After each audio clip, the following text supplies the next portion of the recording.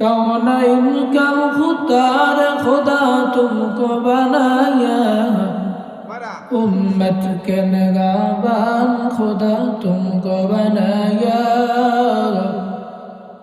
उम्मत के निगाहबान खुदा तुमको बनाया। या रब मेरे आँखों में समा जाए मदीना, या रब मेरे आँखों में समा जाए मदीना। मुद्दत से मेरा दिल में तमन्ना है मदीना, मुद्दत से मेरा दिल में तमन्ना है मदीना।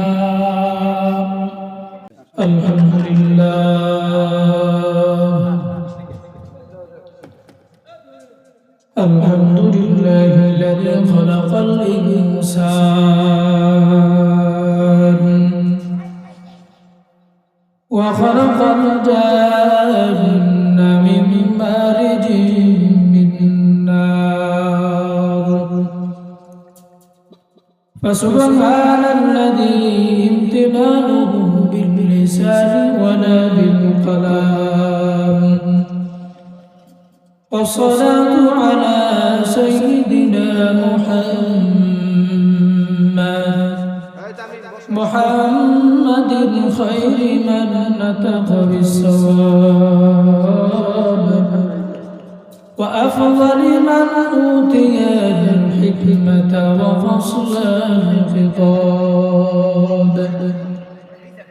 أما بعد فأعوذ بالله من الشيطان الرجيم.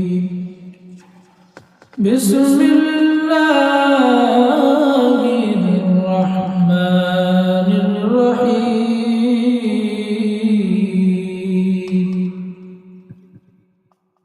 قل يا عبادي الذين أسرفوا على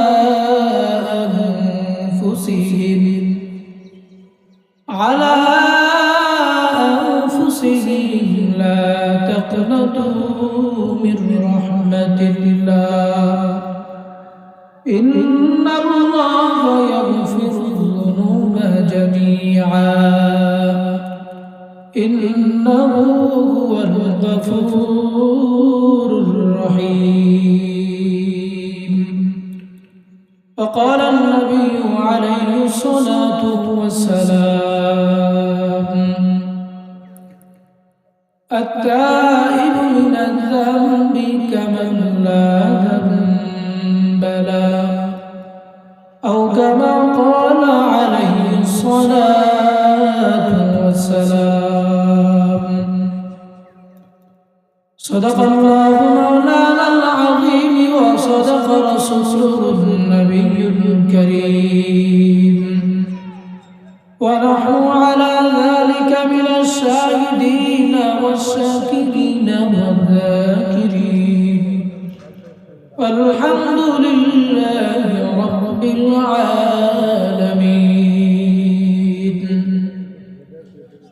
سبحانك لا علم لنا إلا ما علمتنا، إنك أنت العليم الحكيم. कौनैन का मुख्तार खुदा तुमको बनाया, कौनैन का मुख्तार खुदा तुमको बनाया, उम्मत के निगाहबान खुदा तुमको बनाया, उम्मत के निगाहबान खुदा तुमको बनाया। या रब मेरे आँखों में समा जाए मदीना,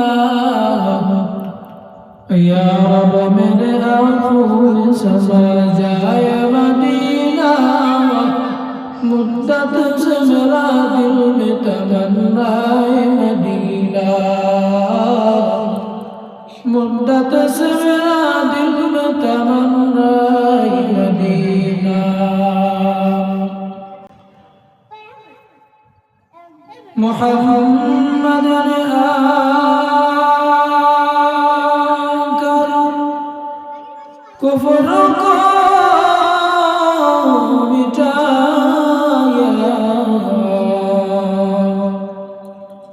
কুফর কো মিটাकर सदाकत बताया ला इलाहा इल्लल्लाह ला इलाहा इल्लल्लाह ला इलाहा इल्लल्लाह ला इलाहा इल्लल्लाह ला इलाहा इल्लल्लाह এই গানে মান বেজারা এই কাজে লাগবে মরণ বেলা এই গানে মান বেজারা এই কাজে লাগবে মরণ বেলা এই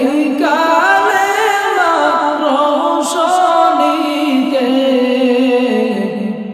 এই কালে রোশনীতে জগৎ হইল উজালা লা ইলাহা ইল্লাল্লাহ লা ইলাহা ইল্লাল্লাহ লা ইলাহা ইল্লাল্লাহ লা ইলাহা ইল্লাল্লাহ লা ইলাহা ইল্লাল্লাহ মুহাম্মাদুর রাসূলুল্লাহ قل يا عبادي الذين أسرفوا على أنفسهم قل يا عبادي الذين أسرفوا على أنفسهم لا تقنطوا من رحمة الله الله رب العالمين पैगंबर के डाक दे बनो पैगंबर আপনার উম্মতদেরকে আপনি জানায়া দেন যেই ব্যক্তি নাকি নিজের নফসের উপর জুলুম করেছে বন্ধু বান্ধবের সাথে চলাফেরা করে গুনার কাজ করেছে যেইভাবে যে কোনো গুনাহ করেছে আমি আল্লাহ রাব্বুল আলামিনের কাছে যেন মাপ চাই ক্ষমা চাই আমার রহমত থেকে যেন নিরাশ না হয় আমার রহমত থেকে যেন কোনো বান্দা নিরাশ না হয় কারণ আমি আল্লাহ রাব্বুল আলামিনের দয়া অনেক বড় আমি আল্লাহ রাব্বুল আলামিন যদি চাই প্রত্যেকটা বান্দাকে আমি ক্ষমা করে দিতে পারি আমার রহমত অনেক বড় কারণ ইন্নাল্লাহা হুয়াল গফুরুর রহিম আমি আল্লাহ রাব্বুল আলামিন ক্ষমাশীল দয়ালু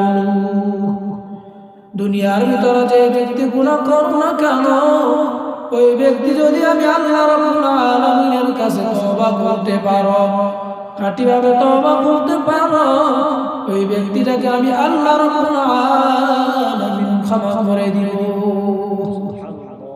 বলছেন কি আল্লাহ রাব্বুল আলামিন যতই গুনাহ করো না কেন আমি আল্লাহ রাব্বুল আলামিনের রহমত থেকে নিরাশ হব না কারণ আমার রহমত অনেক বড় তোমার যে গুনাহ যতই বড় হয় না কেন আমি আল্লাহর রহমতের সামনে গুনাহ কিছুই না আল্লাহ নবী বলেন তাইরু মিনাত তামবি কামাল্লা যামবানা তওবাকারী আমি আল্লাহ রাব্বুল আলামিনের কাছে এত প্রিয় তওবা না করলে আমি আল্লাহ রাব্বুল আলামিন বেজার হয়ে যাই তওবা যদি করো গুনাহ করার পরে যতটা আমি বেজার না হই গুনাহ করার পরে তওবা যদি না করো তার চেয়ে আমি বেজার বেশি হয় এর জন্য গুনাহ হবে আমাদের থেকে আল্লাহ রাব্বুল আলামিনের কাছে তওবা করতে হবে। যে ব্যক্তি তওবা করবে আল্লাহ রাব্বুল আলামিন বলেন ওই ব্যক্তিটাকে আমি আল্লাহ রাব্বুল আলামিন তার ঠিকানা জান্নাত বানায় দেব। সুবহানাল্লাহ। যে ব্যক্তি তওবা করবে আল্লাহ রাব্বুল আলামিনের পয়গম্বর বলেন ওর জন্য 4টা পুরস্কারের ব্যবস্থা করবেন। আল্লাহ রাব্বুল আলামিন তওবাকারী বান্দার জন্য 4টা পুরস্কারের ব্যবস্থা করেছেন। 1 নাম্বার পুরস্কার হলো যে ব্যক্তি তওবা করবে আল্লাহর নবীর হাদিসের ভিতর আছে আল্লাহর নবী বলেন আত-তাইবু হাবিবুল্লাহ। তওবাকারী বান্দা আমি আল্লাহ রাব্বুল আলামিনের কাছে এত প্রিয়, আমার প্রিয় ব্যক্তি হলো মুহাম্মদুর রাসূলুল্লাহ সাল্লাল্লাহু আলাইহি ওয়াসাল্লাম, যেই নবীকে আমাদের জন্য বানাইছেন। ওই নবীকে আল্লাহ রাব্বুল আলামিন ভালোবেসেছিলেন। ভালোবাসার কারণে ওই নবীর নাম দিয়েছিল হাবিবুল্লাহ। আর যেই নবীকে নবী আল্লাহ তাআলাকে ভালোবাসেন যার নাম দিয়েছিল খলিলুল্লাহ। এর ভিতরে তাফসীর করেছেন আল্লাহর নবী যে হাবিবুল্লাহ এর মানে হলো আল্লাহ রাব্বুল আলামিন স্বয়ং তাকে ভালোবাসেন। আর খলিলুল্লাহ মানে হলো আল্লাহ রাব্বুল আলামিন ভালোবাসেন না বরং আল্লাহ রাব্বুল আলামিনকে ভালোবাসেন। এর জন্য যে ব্যক্তি তওবাকারী হবে আল্লাহ নবী বলেন ওই ব্যক্তি আমি আল্লাহ রাব্বুল আলামিনের কাছে এত প্রিয় হয়ে যায় তার ঘোষণা দিয়ে বলেন আত-তাইবু হাবিবুল্লাহ। 2 নাম্বার গুণ হলো যে ব্যক্তি তওবা করবে আল্লাহ রাব্বুল আলামিনের কাছে তওবা করার কারণে ওই ব্যক্তির কোনো গুনাহ থাকবে না, আল্লাহ রাব্বুল আলামিনের কাছে প্রিয় বান্দা হয়ে যাবে। আত-তাইবু মিনাজ যামবি কামান লা যামবা লা। আল্লাহর নবী বলেন যে ব্যক্তি তওবা করবে ওই ব্যক্তির আর কোনো গুনাহ বাকি থাকে না। 3 নাম্বার গুণ হলো যে ব্যক্তি তওবা করবে ওই ব্যক্তি আল্লাহ রাব্বুল আলামিন তাকে জান্নাতে নেওয়ার জিম্মাদার আল্লাহ হয়ে যাবে। সুবহানাল্লাহ। যে ব্যক্তি তওবা করবে ওই ব্যক্তি জান্নাতে নেওয়ার জিম্মাদার আল্লাহ হয়ে যাবে। কিভাবে? আল্লাহ রাব্বুল আলামিনের কাছে যখন তওবা করতেছেন, যখন ইবলিস শয়তানকে আল্লাহ তাআলা বের করে দিল, যাও তুমি আমার জান্নাত থেকে বের হয়ে যাও, তোমার ঠিকানা জাহান্নাম। আল্লাহ রাব্বুল আলামিন যখন ইবলিসকে বের করে দিলেন, ইবলিস আল্লাহ রাব্বুল আলামিনকে জানায় দেয় ও দয়ার মালিক, এই দুনিয়ার ভিতরে এমন কোনো জায়গা নাই যেই জায়গার ভিতরে আমি আল্লাহ তোমার হুকুম মানার জন্য সিজদা দেই নাই। আল্লাহ রাব্বুল আলামিন এমন কোনো জায়গা নাই যেই জায়গার ভিতরে সিজদা দেই নাই।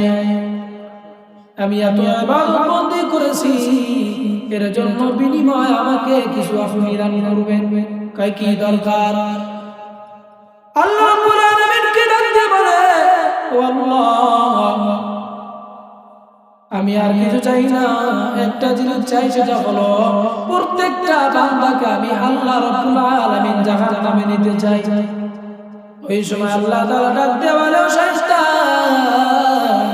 শুনে না, তোমাকে আমি অর্ডার দিয়ে দিলাম, কিন্তু যেই ব্যক্তি যেই বান্দা আমি আল্লাহ রাব্বুল আলামিনের কাছে সঠিকভাবে তওবা করবে ওই ব্যক্তিটাকে আমি আল্লাহ রাব্বুল আলামিন ক্ষমা করে দিয়ে আমি তার ঠিকানা জান্নাত বানায় দিব। 4 নাম্বার গুণ হলো আল্লাহ রাব্বুল আলামিন বলবেন যেই ব্যক্তি তওবা করবে ওই ব্যক্তিটাকে যখন এই দুনিয়া থেকে বিদায় হয়ে চলে যাইবে, যখন মৃত্যু হবে তখন দেখতে পারবে তার ঠিকানা জান্নাত হয়ে গেছে। ইন্নাল্লাযীনা ক্বালু রাব্বুনাল্লাহ সুম্মা তাতানাজ্জালু আলাইহিমুল মালায়েকা ইন্নাল্লাযীনা ক্বালু, যে ব্যক্তি বলবে আমি আল্লাহ রাব্বুল আলামিনের প্রতি ঈমান এনেছি এবং দৃঢ় থাকবে, ওই ব্যক্তিটাকে আল্লাহ রাব্বুল আলামিন ফেরেশতার মাধ্যমে স্বাগতম জানায় দিবে। এর জন্য সব সময় তওবা করতে হবে। আমরা যে গুনাহ করি এর থেকে অনেক বড় বড় গুনাহ করার পর সাহাবায়ে কেরাম তাদের ঠিকানা জান্নাত বানাইছে। এর ভিতরে দেখা যায় সাহাবায়ে কেরামের যুগে আবু বকর সিদ্দিক রাদিয়াল্লাহু তাআলা একজন যুবক গুনাহ করতে করতে দুনিয়া থেকে বিদায় হয়ে চলে গেছে। হঠাৎ করে আল্লাহ রাব্বুল আলামিন এই দুনিয়া থেকে যখন ওই মানুষটাকে নিয়ে গেছে, নিয়ে যাওয়ার পরে ওই সময় আবু বকর ওই জায়গার ভিতর উপস্থিত হয়ে গেছে।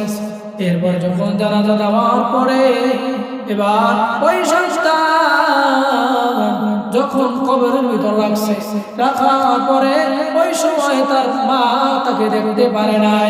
কিছুক্ষণ পর যখন কবরের ভিতর রেখে আসার পর মা ডাকতে বলে, ও সন্তান আমাকে ছেড়ে চলে গেছো, কিন্তু আমি তোমাকে দেখতে পাই নাই। এইভাবে আওয়াজ করে চিৎকার করে কান্না করতেছে। আবু বকরের অন্তর বড় কান্নারত হয়ে গেছে। আবু বকরের কাছে যখন এসে কান্না করতেছে, এবার আবু বকর মাকে ডাকতে পারে, ও মা একটু ধৈর্য ধারণ করে আপনার সন্তানকে আমি দেখাইতেছি। এবার যখন কবর খনন করতেছে, খুঁজতেছে মাকে দেখানোর জন্য, সন্তানকে মাকে দেখাবে এর জন্য যখন কবর থেকে বের করার জন্য কবরের ভিতরে খুঁজতেছে, এর ভিতরে যখন কবরের ভিতরে মাটি উঠাইছে, টাকা দেখতেছে কবরের ভিতরে নূর আর আলো, একটা আলো দেখা যাইতেছে, একটা আলো দেখা যায়। এত আলো কোথা থেকে আসলো? আবু বকর আশ্চর্য হয়ে গেল যে এত নূর কোথা থেকে আসলো। মানুষের কাছে জিজ্ঞেস করতেছে, ভাই বলো এই মানুষটা দুনিয়ার ভিতরে কেমন ছিল? যার কাছে জিজ্ঞেস করতেছে মানুষ এক এক করে উত্তর দিতেছে এই মানুষটা ভালো ছিল না খারাপ ছিল। এরপরে আবু বকর সিদ্দিক রাদিয়াল্লাহু তাআলা আরো পরেশান, আরো চিন্তিত হয়ে গেল। কারণটা কি? মানুষ বলতেছে খারাপ, অথচ তার কবরের ভিতরে নূর দেখা যায়। কারণটা কি? আবু বকর সিদ্দিক রাদিয়াল্লাহু তাআলা আনহু চিন্তিত হয়ে ঘুমিয়ে চলে গেলেন। রাতের বেলা ঘুমায় আমার নবী আবু বকরকে স্বপ্নে দেখাইতেছে, আবু বকর আমি মনে করতেছি তুমি অনেক চিন্তিত হয়ে কোনো লাভ নাই। কারণ এই মানুষটা দুনিয়ায় বসে যখন গুনাহ করতো, গুনাহ করার সাথে সাথে এমন ভাবে কান্না করতো, কান্না করতে করতে তার চোখ মুবারক ফুলায় আলাইতো। এইভাবে যখন কান্না করতো, গুনাহ করতো, কান্না করতো, গুনাহ করতো, কান্না করতো, এইভাবে এমন কান্না করতো আমি আল্লাহ